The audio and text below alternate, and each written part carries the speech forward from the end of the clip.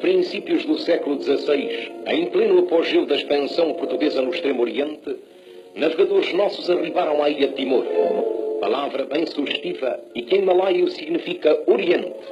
Esse Oriente tão obstinadamente procurado e percorrido em todos os sentidos pelas indomáveis naus de Portugal de antanho.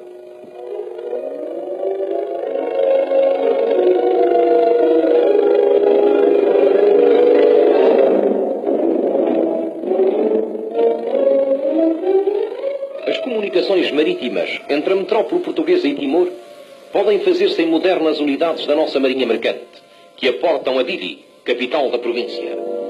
Para os naturais, seja qual for o grau de assimilação, a presença de um navio nosso exalta-lhes o orgulho de serem portugueses. Para os europeus, a vinda de um barco português é sempre motivo de manifestações de alegria.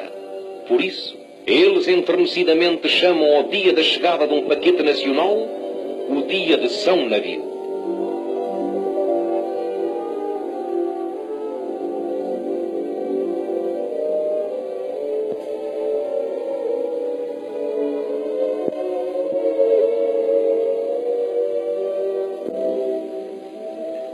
A Timor também se pode ir de avião, gastando 6 dias apenas na viagem Lisboa-Dili.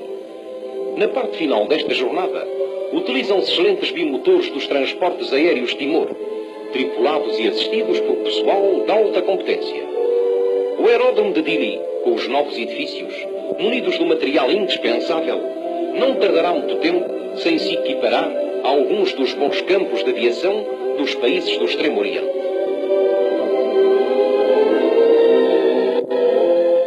A administração local da mais distante província ultramarina portuguesa é dirigida da sede do governo, edifício de linhas sóbrias, situado a meia encosta, sobranceiro à cidade.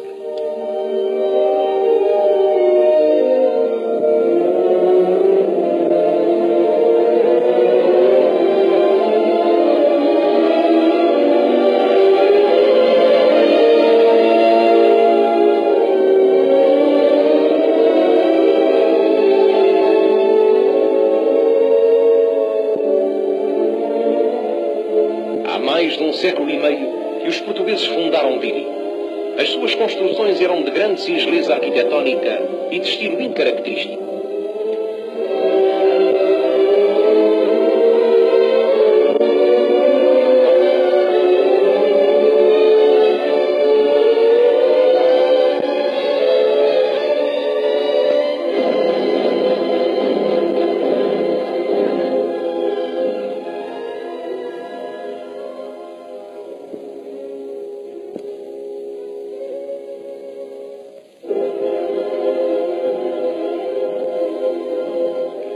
Em volta da cidade havia pântanos e charcos, e para torná-la mais salubre, abriram-se canais de drenagem para o mar, combatendo-se assim um grande inimigo, o paludismo. Mas do mar, outro inimigo veio, trazendo consigo a desolação e a miséria, a ruína e a morte.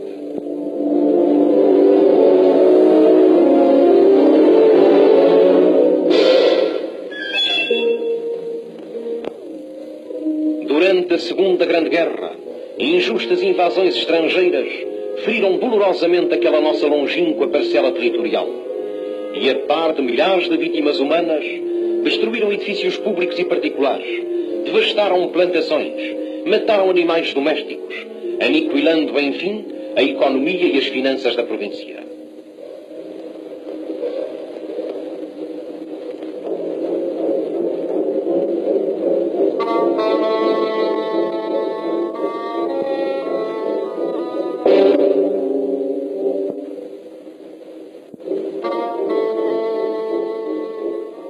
Houve necessidade de improvisar habitações e de reparar, embora provisoriamente, muitas das construções arruinadas.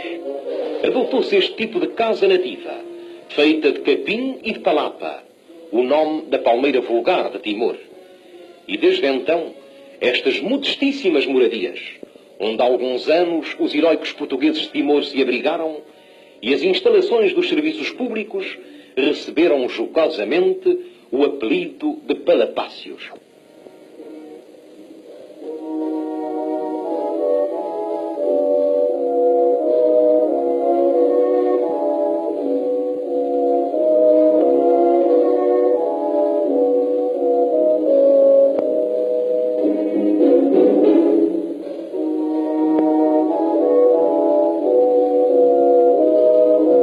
terminada a ocupação estrangeira, o governo da nação acudiu prontamente a Timor.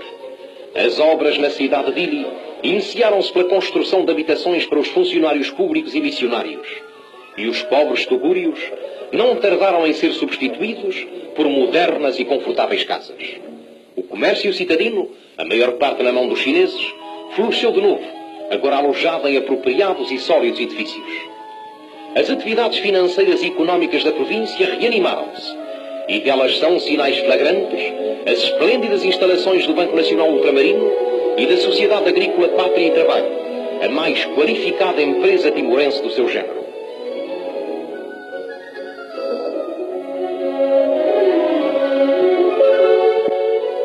Os chineses reconstruíram a sua escola privativa e instalaram com dignamente o seu consulado em prédio próprio.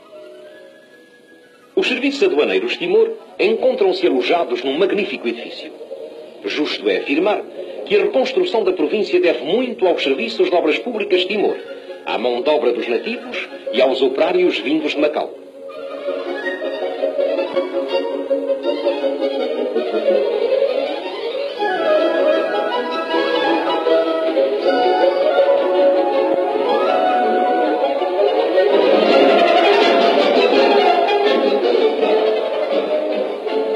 Não há dúvida de que o apreciável estado sanitário das gentes de Timor dos nossos dias também deriva da cada vez mais eficiente assistência médica. A rede de hospitais e postos sanitários amplia-se. O Hospital de Dili e a maternidade anexa dispõem de moderno arsenal médico-cirúrgico.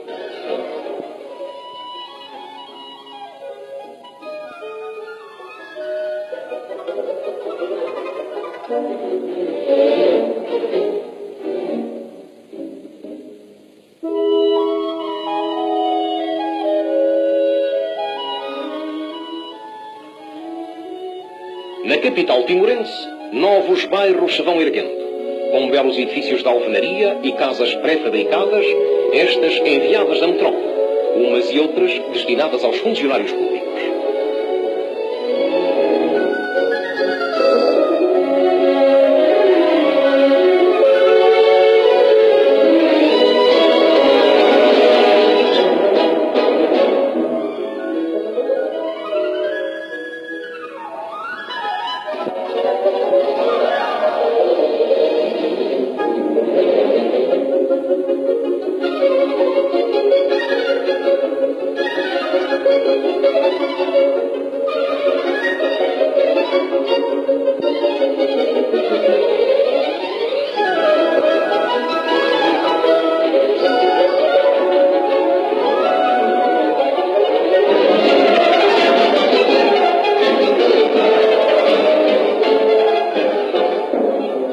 Surgem largos arruamentos, entre os quais salienta a Avenida Marginal, que dá acesso a um atraente agregado urbano, o bairro do Farol, o qual, com suas formosas moradias, constitui um expoente brilhante do que neste campo se tem realizado em Timor.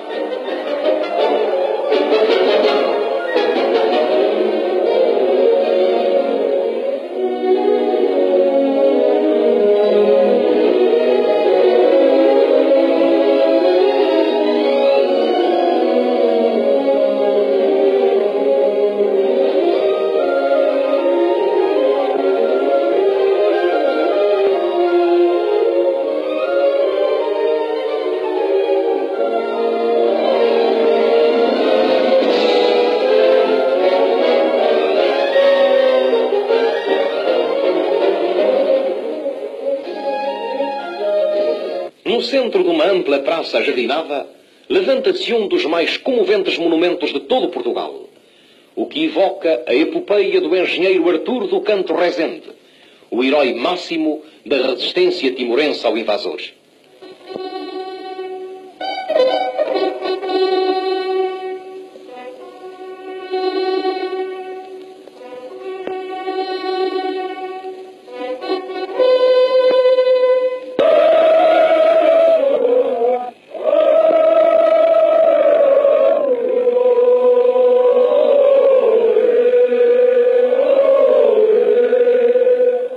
Para levar a cabo tão importantes obras, ativou-se enormemente a produção de materiais de construção. As florestas timorenses animaram-se ao som das canções dos nativos, cadenciando o transporte de grandes números.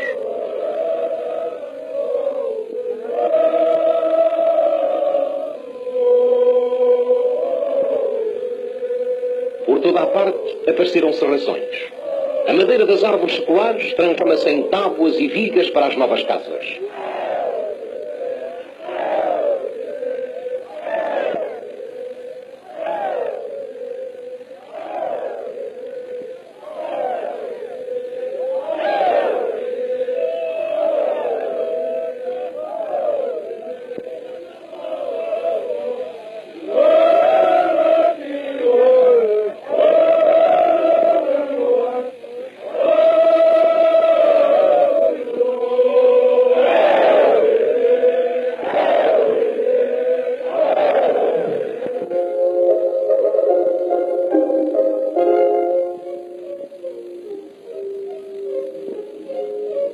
Este indomável desenvolvimento da reconstrução impulsiona a da cerâmica.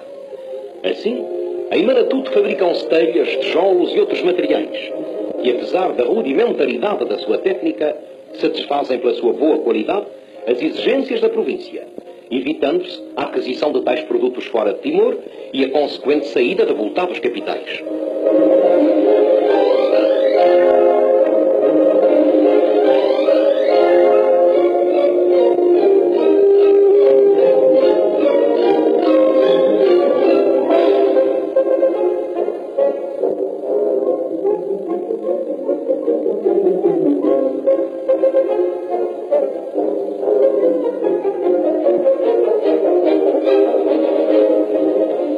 A par da construção civil, o governo estendeu a sua frutuosa atuação fomentadora à agricultura. Ao lado dos tradicionais métodos primitivos de laborar a terra com paus aguçados, que os naturais manejam destramente, já em Timor se vão sentindo os benefícios da mecanização da agricultura.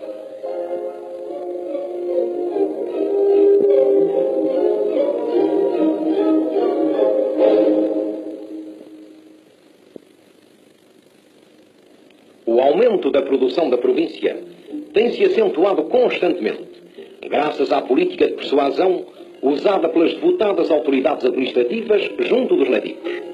Dilataram-se as áreas do cultivo do arroz e do milho, géneros, na sua quase totalidade, consumidos localmente. Os cafezais dos colonos e dos nativos ampliam sem parar, e a borracha e a copra vêm sendo exploradas mais convenientemente.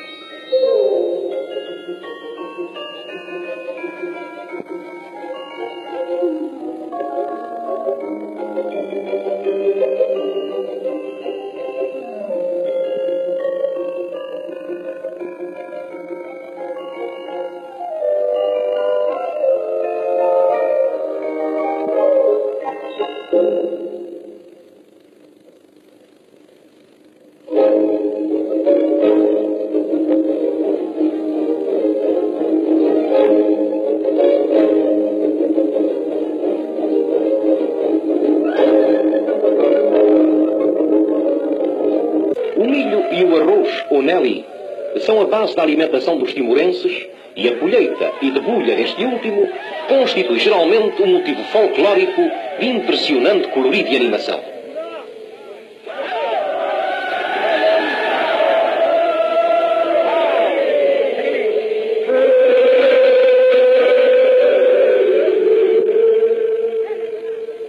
Começa a esboçar-se a cultura do chá, que se mostra excelente, se bem que com expansão puramente local.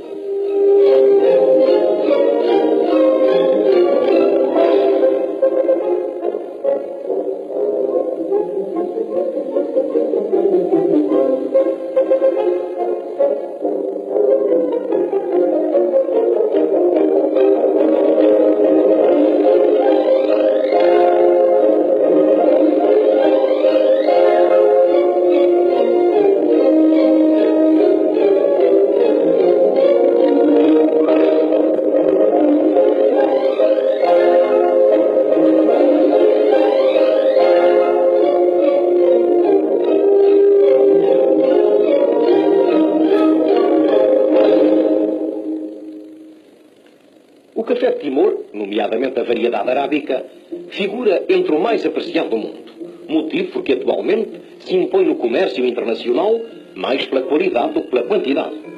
O governo da província empenha-se em aumentar a produção. Muitas centenas de milhares de pés de café crescem em múltiplos viveiros e estão ou vão ser transplantados a fim de se prevenirem e neutralizarem as consequências de uma quebra brusca de cotação, que muito viria a afetar a economia e as finanças de Timor.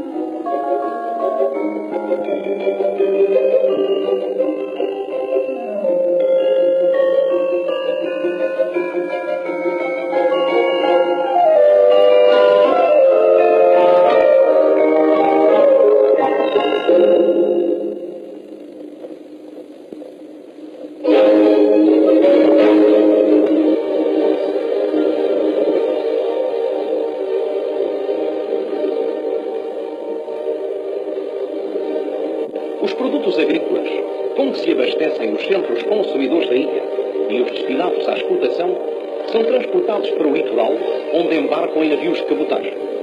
Para este propósito, promoveu o governo a compra de uma unidade a que se deu o nome de Dom Aleixo, em homenagem ao prestigioso chefe nativo que sacrificou a vida em defesa da pátria.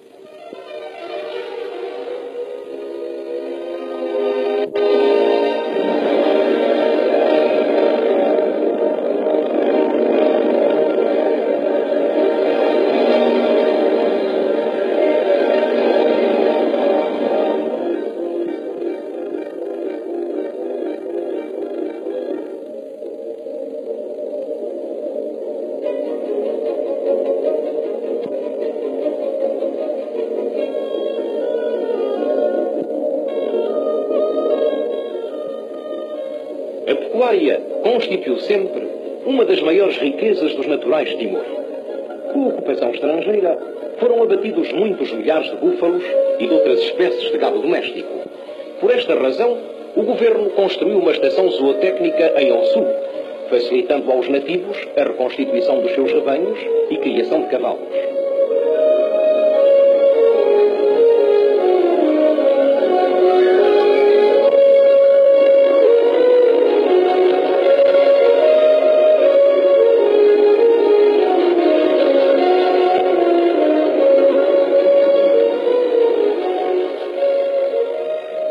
A atividade renovadora teve logicamente de se alargar às vias de comunicação.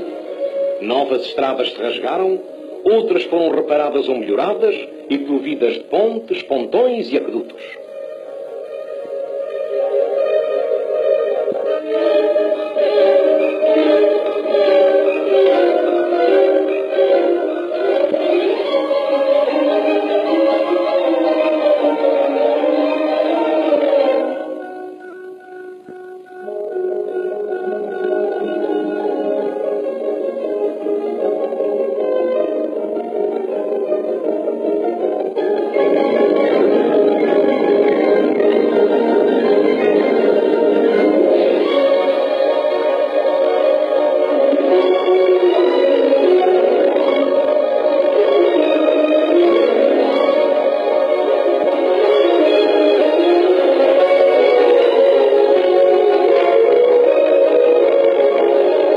No interior da província, a faina construtiva é também notável.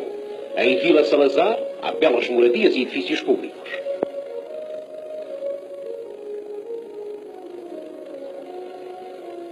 Não falta até, nesta aprazível povoação, uma ótima piscina com a sua torre de saltos.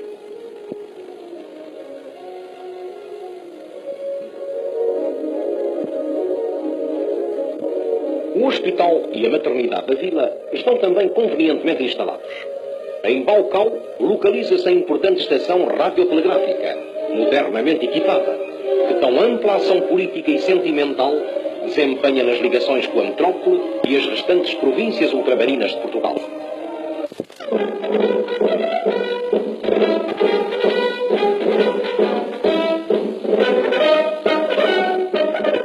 Em Viqueque, como em outras localidades mais importantes da província, construíram-se casas de alvenaria e cimento e moradias para funcionários.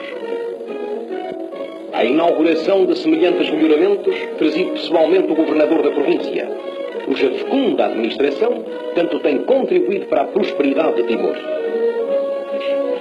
Não obstante as enormes dificuldades, principalmente derivadas da imensa distância a que Timor se encontra da metrópole, a sua reconstrução haverá conseguido, dentro de 2 lustros, o almejado desenvolvimento, com maior proveito para a província e grande honra para a nação.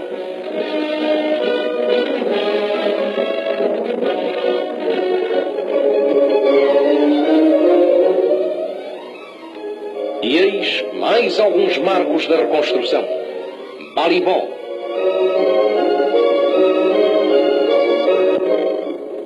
Ocusi,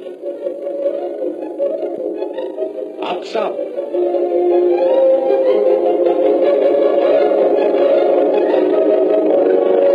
Laga, Los Palos,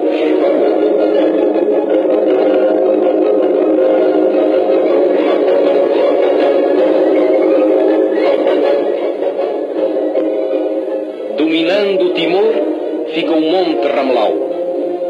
De lá se pode adivinhar todo o ingente esforço que vem sendo desenvolvido sob o impulso carinhoso e entusiástico do Governo Central. E este é o ponto mais alto da nação, verdadeiro padrão da presença eterna de Portugal no Oriente.